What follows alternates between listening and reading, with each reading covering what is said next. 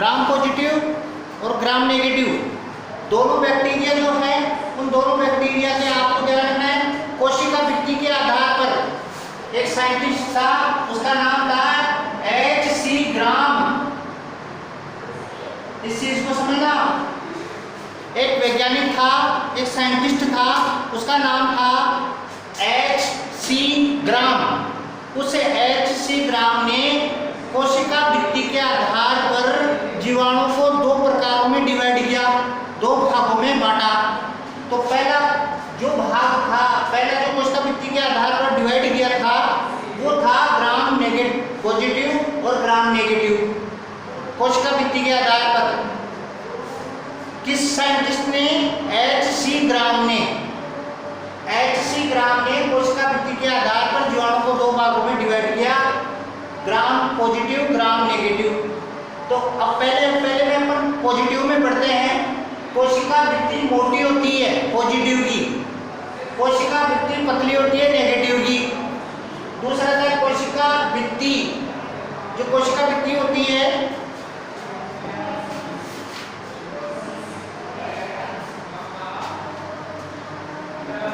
कोशिका भित्ति में लिपिड की मात्रा बहुत कम,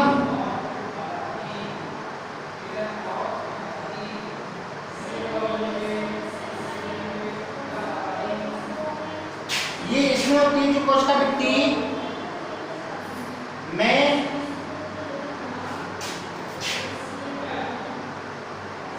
लिपिड की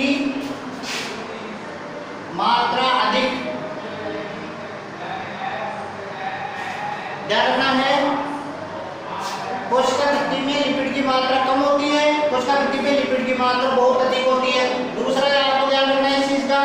तीसरा है कोशिका भित्ति एक स्तरीय होती है, कोशिका भित्ति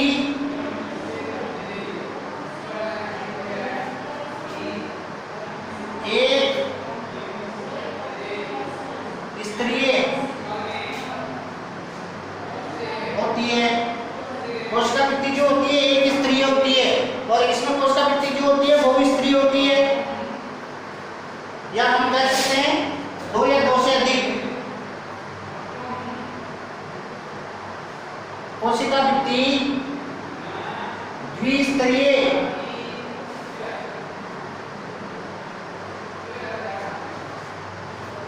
कोशिका भित्ति द्विस्तरीय होती है। चौथा पॉइंट आ रहा है म्यूरिन अधिक मात्रा में, म्यूरिन अधिक मात्रा में होती है, म्यूरिन कम मात्रा में होती है।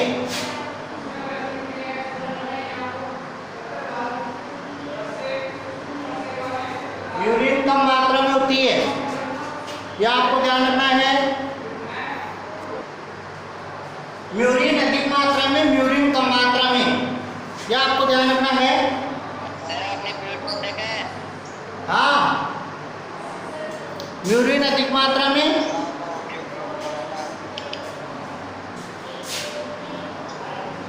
टिकोइक अम्ल अधिक मात्रा में,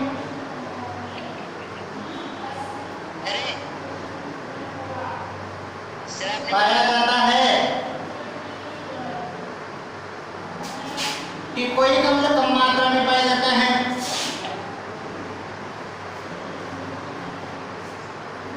आगे देखिए बेसिलस, एग्जाम्पल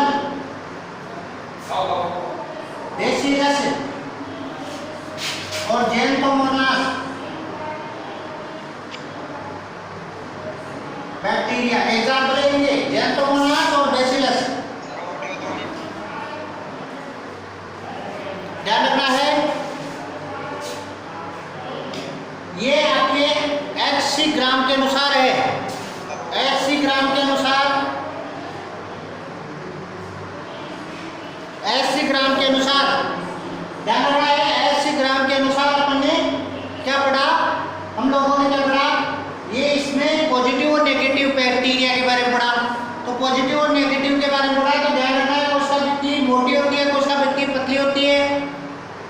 कोशिका भित्ति में लिपिड बहुत कम मात्रा में, लिपिड अधिक मात्रा में। कोशिका भित्ति एक स्तरीय, कोशिका भित्ति द्विस्तरीय। म्यूरिन अधिक मात्रा में, म्यूरिन कम मात्रा में। टिकोइक अम्ल अधिक मात्रा में, टिकोइक अम्ल कम मात्रा में। टिकोइक अम्ल है नीचे वाली जो लाइन है वो टिकोइक अम्ल है। टिकोइक अम्ल अधिक मात्रा में पाया जाता है, टिकोइक अम्ल कम मात्रा में पाया जाता है। इसी प्रकार एग्जाम्पल आप ध्यान रखोगे, ग्राम पॉजिटिव जो बैक्टीरिया है उसका एग्जाम्पल आपको ध्यान रखना है। एक तो स्ट्रेप्टोमाइसीस बैक्टीरिया और एक आता है आपका बेसिलस बैक्टीरिया। स्ट्रेप्टोमाइसीस और बेसिलस बैक्टीरिया एग्जाम्पल है ग्राम पॉजिटिव बैक्टीरिया के। अब नेगेटिव की बात करें तो जेंटोमोनास, ध्यान रखना है जेंटोमोनास बैक्टीरिया जो होता है वो होता है ग्राम नेगेटिव बैक्टीरिया। तो ये कोशिका भित्ति के आधार पर है, यह आपको ध्यान रखना है। कोशिका भित्ति के आधार पर हम लोगों ने क्या पढ़ा, पॉजिटिव और नेगेटिव बैक्टीरिया। आगे अपन चलते हैं, आगे देखिए, आगे है सेल मेम्ब्रेन, कोशिका झिल्ली। ध्यान रखना है कोशिका झिल्ली।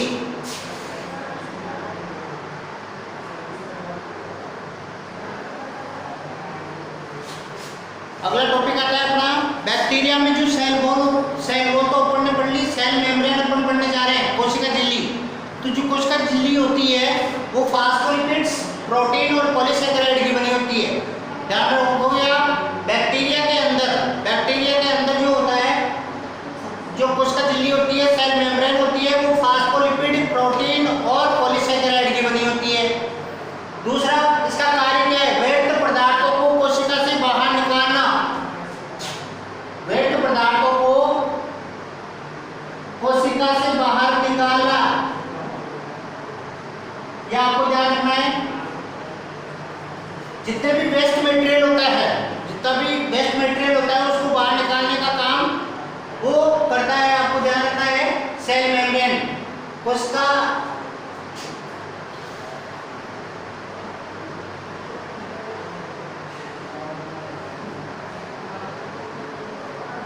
ध्यान देना। तो कोशिका भित्ति जो कोशिका झिल्ली है, कोशिका झिल्ली फास्फोलिपिड, प्रोटीन और पॉलीसेकेराइड की बनी होती है और इसका कार्य होता है व्यर्थ पदार्थों को कोशिका से बाहर निकालना, यह आपको ध्यान रखना है। तो ये बैक्टीरिया की कोशिका झिल्ली हो गई। अब आता है अगला टॉपिक,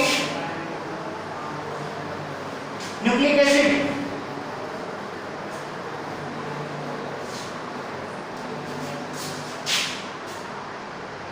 नेक्स्ट टॉपिक है न्यूक्लिक अम्ल।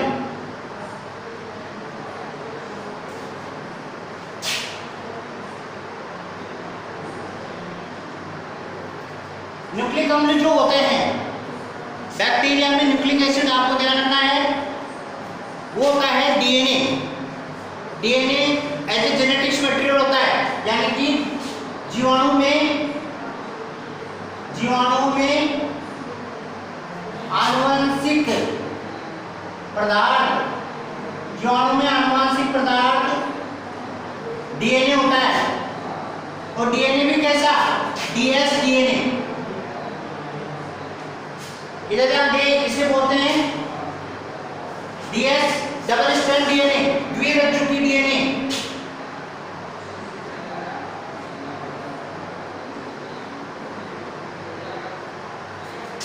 एक पॉइंट आता है इसमें, स्टोन प्रोटीन का अभाव होता है। स्टोन प्रोटीन का अभाव होता है, ध्यान रखो क्या।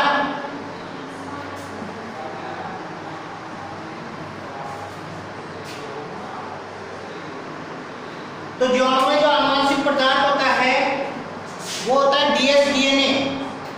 तो डीएस डीएनए का मतलब होता है डबल स्ट्रैंड डीएनए, द्विरज्जुकी डीएनए। दूसरी चीज इसमें स्टोन प्रोटीन का अभाव होता है, यह आपको ध्यान रखना है न्यूक्लिक एसिड के बारे में। आपको मैंने उस दिन भी बताया था कि जिन कोशिकाओं में आनुवंशिक पदार्थ क्या होता है, डीएनए होता है। जिन कोशिकाओं में आनुवंशिक पदार्थ डीएनए होता है, यानी कि जेनेटिक्स मटेरियल डीएनए होता है, और नॉन जेनेटिक्स मटेरियल वहां पर क्या होगा, आरएनए। और जहां पर आरएनए जो जेनेटिक्स मटेरियल होता है वहां डीएनए नॉन जेनेटिक्स मटेरियल होता है, यानी कि उन कोशिकाओं में नॉन जेनेटिक्स मटेरियल डीएनए होता है जहां पर जेनेटिक्स मटेरियल आरएनए हो। यह आपको ध्यान रखना है। तो जीवाणु में आनुवंशिक पदार्थ जो होता है वो होता है डीएनए, और वो डीएनए कौन सा होता है, द्विरज्जुकीय डीएनए, यानी कि double strand DNA, stall protein का अभाव, ये होता है बैक्टीरिया में। अब आगे चलते हैं अपन लोग प्लाज्मिड।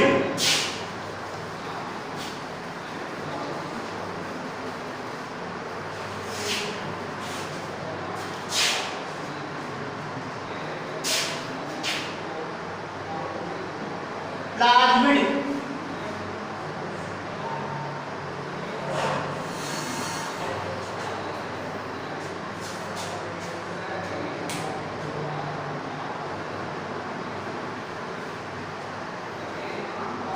देखो, अगला टॉपिक आ रहा है अपने बैक्टीरिया में प्लाज्मिड क्या होता है। ये नाम आप देखिए प्लाज्मिड, इसको अपन वेक्टर की बायोटेक्नोलॉजी में अपन वेक्टर के लिए अपन यूज करते हैं, वाहक के रूप में इसको काम में लेते हैं प्लाज्मिड को।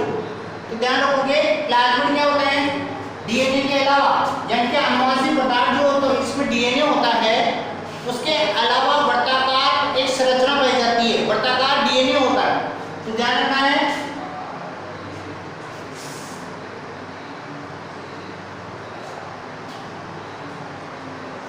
ये वर्ताकार द्विरज्जुकीय डीएनए होता है, अतिरिक्त डीएनए होता है, वर्ताकार द्विरज्जुकीय अतिरिक्त डीएनए। और ये क्या काम करता है, प्रतिजैविक के रूप में, एंटीबॉडी के रूप में।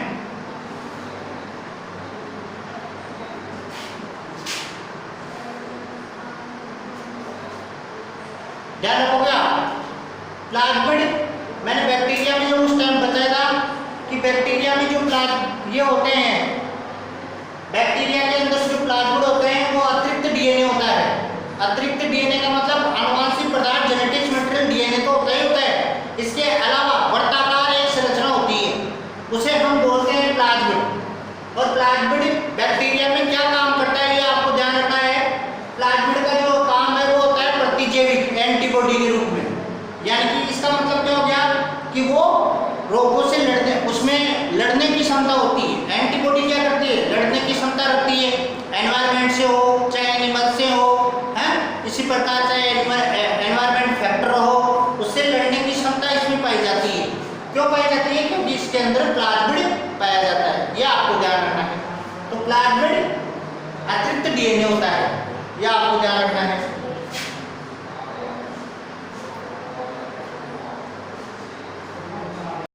मेसोसोम जो बैक्टीरिया में होते हैं वो कोशिका झिल्ली जो होती है, कोशिका झिल्ली के अंदर की तरफ एक धसी हुई संरचना होती है। जब कोशिका झिल्ली अंदर की तरफ धंस जाती है, जैसे अपन ने पढ़ा है, जैसे ये बैक्टीरिया है, मान लो ये बैक्टीरिया है, इसमें ये कोशिका झिल्ली है ये वाली, तो ये मेसोसोम हो गया। ध्यान देना इस चीज को। आपको पूछ ले फॉर्मेशन ऑफ मेसोसोम, मेसोसोम का निर्माण कैसे होता है, आपको ये पूछा जाए तो आपको बताना है मेसोसोम जो होता है, कोशिका झिल्ली जो होती है वो अंदर की तरफ इनफोल्ड हो जाती है, अंदर की तरफ धंस जाती है। अंदर की तरफ धंसने से मेसोसोम का निर्माण होता है, ये आपको ध्यान रखना है। तो ये करता क्या है, श्वसन और ऊर्जा प्रदान करता है इसको। आपको पूछ ले मेसोसोम क्या होता है, एक तो श्वसन, रेस्पिरेशन, श्वसन व ऊर्जा प्रदान करने का, यह आपको ध्यान रखना है।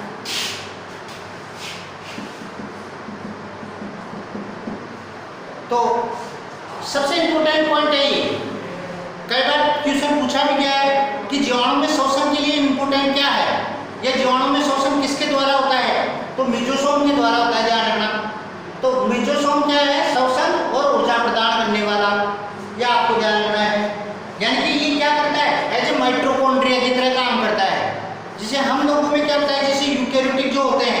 यूकेरियोटिक में मेसोसोम क्या करते हैं? यूकेरियोटिक में मेसोसोम श्वसन या रेस्पिरेशन में काम में आते हैं। तो श्वसन के लिए इंपोर्टेंट यूकेरियोटिक कोशिका में माइटोकॉन्ड्रिया है और प्रोकैरियोटिक कोशिका यानी बैक्टीरिया, फॉर एग्जांपल बैक्टीरिया में मेसोसोम एज ए माइटोकॉन्ड्रिया की तरह काम करता है, यानी कि श्वसन और ऊर्जा प्रदान करने का काम जीवाणु में मेसोसोम करता है। यह आपको ध्यान रखना है। क्लासिफिकेशन ऑफ बैक्टीरिया पॉइंट है।